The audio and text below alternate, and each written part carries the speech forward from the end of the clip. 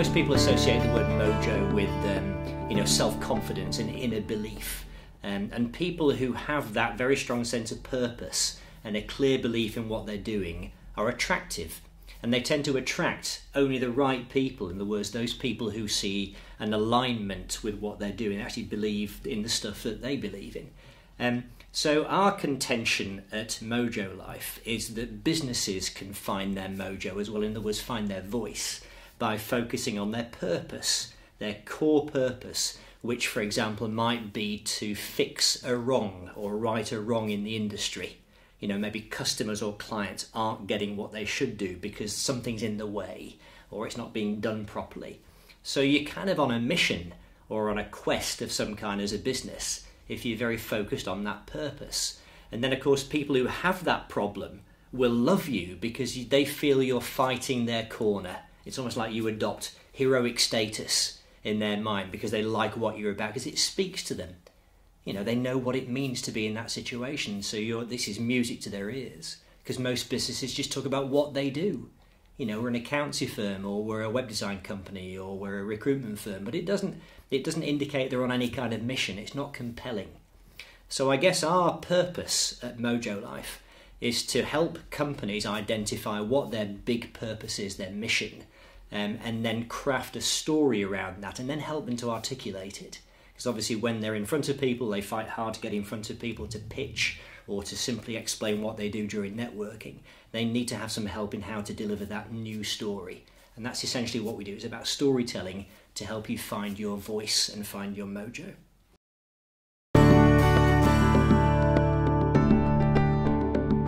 MojoLife was born out of the experiences of its two founders. That's myself and Sarah Knowles. I had a collapsed business partnership about 5 years ago that caused me to be at a crossroads in my life, and as a result of that, rose from the ashes, found who I was, what I was good at, and decided to reinvent myself, and then all sorts of opportunities came my way.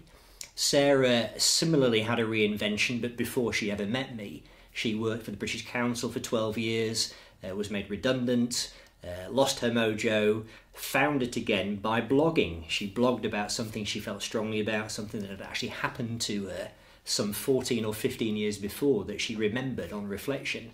And then somebody read it, it resonated with them, and they said, "Sarah, would you come and speak at the embassy in our country?" And she kind of said, "What?" So she in turn created her own opportunities by finding her authentic voice. And then when we met, shared those stories with each other, we thought, well, we've got something together here which is common, a commonplace experience of having found who we were and what we were meant to do, and also finding our voice, how we express that through, telling our story. So initially we helped other people who were at crossroads in their lives, possibly through redundancy or maybe a realization that they were in the wrong job. And we helped them to find themselves, about who they were, what they were meant to do, and find their voice. Sadly, those people didn't have any money to spend. So although we loved helping them, and we did start to help them, and many of them found work, it was not a viable business for us. But at the same time, businesses that were really interested in this idea of pull marketing, in other words, having a strong, authentic story that pulls people to you, they thought, well, could we do the same thing for us, for our business? And then again, that led to the business that we have now, which is essentially a mixture of marketing consultancy and training to help people tell that story once they've defined what it is.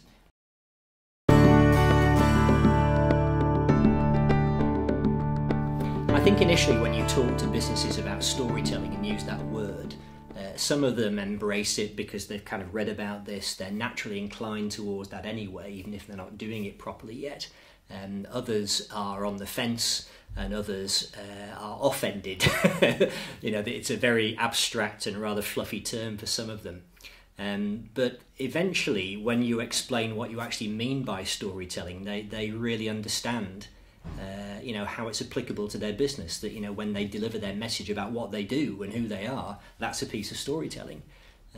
And in a more conventional sense, people who deliver case studies, and most websites have case studies or examples of how you've helped people, and that we try and persuade them that they're actually stories, because you have a beginning, which is where the client was at the outset, you have the middle, which is what you did for them, and then you have the end, which is the happy outcome the resolution, and that's, again, is a piece of storytelling.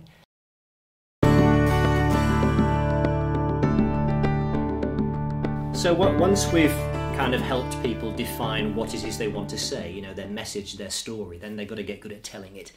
And we have a concept called Speakeasy, which is one tool that we have to help people do that. And it's an opportunity to test drive what you're trying to get across to an audience of people who will give you feedback. We work with clients on a one-to-one basis as well, because obviously they use Speakeasy really as a way of test driving something on a wider audience, but it doesn't really give them enough private, you know, help and bespoke assistance. So we do that on a one-to-one basis. We've started using video a lot, not just in the coaching of public speaking skills and presenting, but also as a way of helping companies to convey their personality through their website. Sometimes it's not always possible to meet the people you're thinking of doing business with face to face, but the next best alternative, I think, is to meet them online. And again, rather than just reading words about them, let's hear them speak. Let's actually watch them and listen to them speak and see, you know, what they stand for, what they believe in, how they come across, how genuine and authentic they seem to be in delivering their business message. So of course you've got to be coached in, you know, the kind of stuff to say and also how to put it across. So it does come across as an authentic belief that you hold as a deliverer of a product or a service.